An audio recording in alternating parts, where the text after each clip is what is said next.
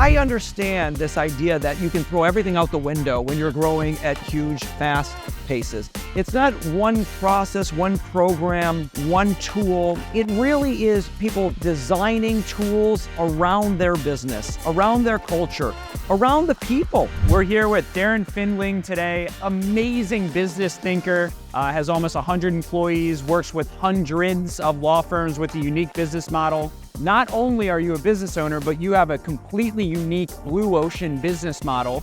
So what is the business model that you've created and how does it work for an attorney? So the Probate Pro, which is the brand that I own, is a business that works with lawyers, and we solve a particular pain point that these lawyers have. People die in tragic accidents. They die in auto accidents. They die from medical malpractice. They die in mass tort cases. And before these lawyers can file their suits, they need this magic ticket called a letter of authority, a letter of administration that's issued through the probate court. And then when the case comes to its conclusion, we assist that law firm in distributing the money to the family. And that's the service that we provide. This is an issue that these lawyers really didn't know how to do, didn't like to do, and we've solved that problem by providing a one-stop shop for everything probate. Finding that need, I think, is one of the most difficult but profitable things in business. The fact that you identified that there was a need for what you do, how did you discover that need? There's no better place for me to do it than in my own expertise and specialization, which is probate. My son taught me a great term that he learned in business school called creation. Create, react. And the idea is great entrepreneurs create an idea. We have a lot of ideas. We're constantly flooded with ideas. And at the moment, they all feel great. However, when you test them out, some of them suck. And a creator, a great entrepreneur, says, I'm moving on from that idea. And then they go to their next idea. But then they hit it. And when they hit it, they react. Create, react. And the way you react is to multiply and continue to see how far you can stretch that concept and how much of a market there is for it. So how do you find niche?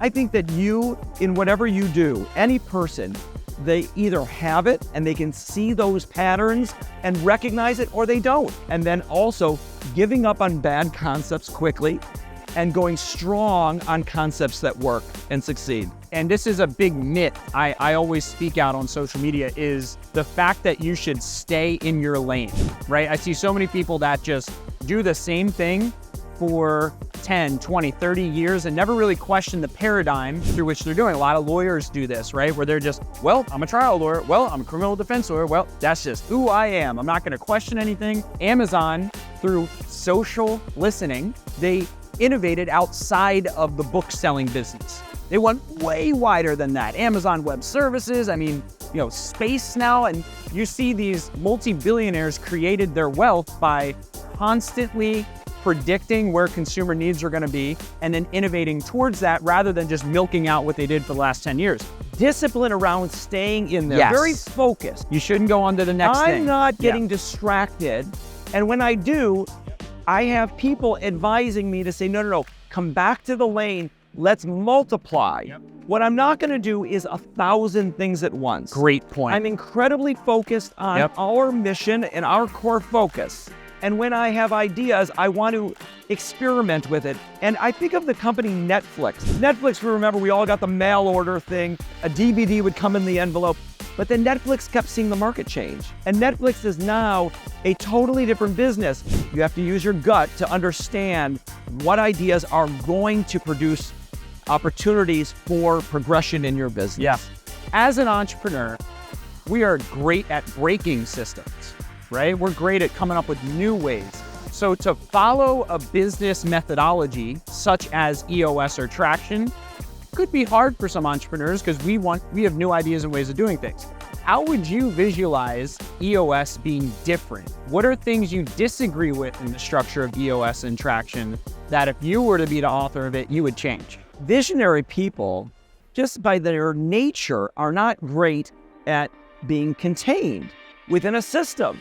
And EOS is a system.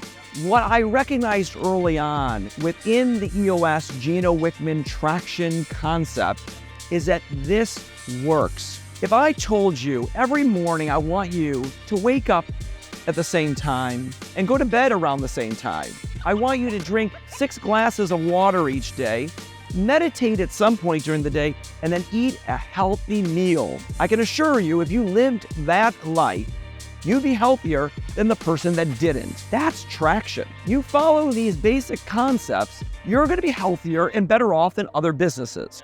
One of the things that we talk about in our business is that you've got systems, but systems have to be designed or utilized in a way that fits your culture and within your particular environment. Now, we do like to follow the EOS system, and most of my integrators really like the general framework, but we're not afraid to push boundaries, try different things to see if it is better than the particular pure EOS system that exists. Yep. For us, example of that is issues. I don't agree with issues. Once your business gets to a certain point where issues are handled on an autopilot basis by a leadership team, I don't think you need to be talking about issues. Let's talk about opportunities. My definition of issues concept is called adaptive change. And the idea is that most issues, problems, fall into one of two categories. They're either technical in nature or they're adaptive. And I'll give you an example. Every day I wake up, I'm feeling sluggish. I go to my doctor, I say, "Doctor, I'm feeling sluggish." The doctor has two opportunities. The technical would be to say, "Here, take this pill." The adaptive would be, "Listen, you need to lose weight. You need to exercise. You need to eat better. Yeah. Try that Okay. and see what change occurs." Now, I would argue that an adaptive change falls into challenges and opportunities, and issues fall into technical. We've changed the form of our business such that we've improved it, we've grown. We don't believe that growth actually occurs through most technical changes, but really through adaptive changes. And in terms of scaling, I understand this idea that you can throw everything out the window when you're growing at huge, fast paces. And people who are really comfortable in the chaos of that kind of fast multiplying growth. And what this conversation has kind of reaffirmed for me is that there is not one size fits all. It's not one process, one program, one tool.